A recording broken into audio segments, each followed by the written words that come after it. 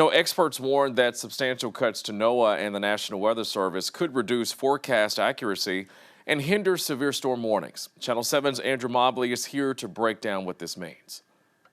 According to former NOAA officials, DOGE is firing well over 1,000 of the department's employees, including National Weather Service meteorologists who do crucial local forecasts.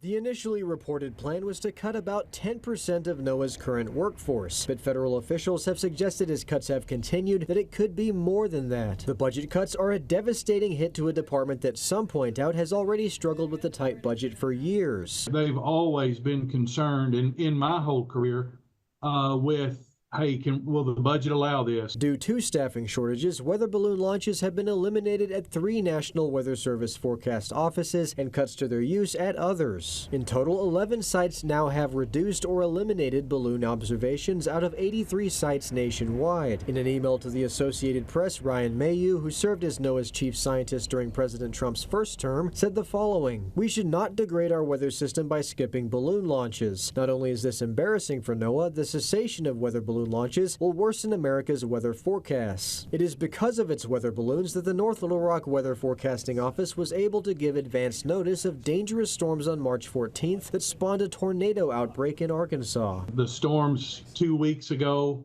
the potential storm this weekend, we were alerted about those potential events 6 and 7 days out. That's a prime example of the things they do and the how good their technology has gotten on their limited budget to begin with. Coy told Channel 7 about the critical role the National Weather Service played by warning his office of those storms long in advance. Coy is concerned that if cuts to NOAA and the National Weather Service continue as they are, his county may not be able to count on early warnings like that anymore. If cuts continue to occur, it could get to that, yes. And I hate to say that. I don't think anybody would disagree that probably cuts needed to be made in places.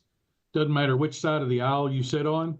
But National Weather Service is one of the agencies that's there for the safety of our citizens. And so I hope that whatever has been cut can be restored. It's unclear at this time if the North Little Rock National Weather Service station has been impacted by budget cuts. On your side, I'm Andrew Mobley. All right, Andrew, thank you. And make sure you stay with Channel 7 as we continue to time out the storms over the weekend.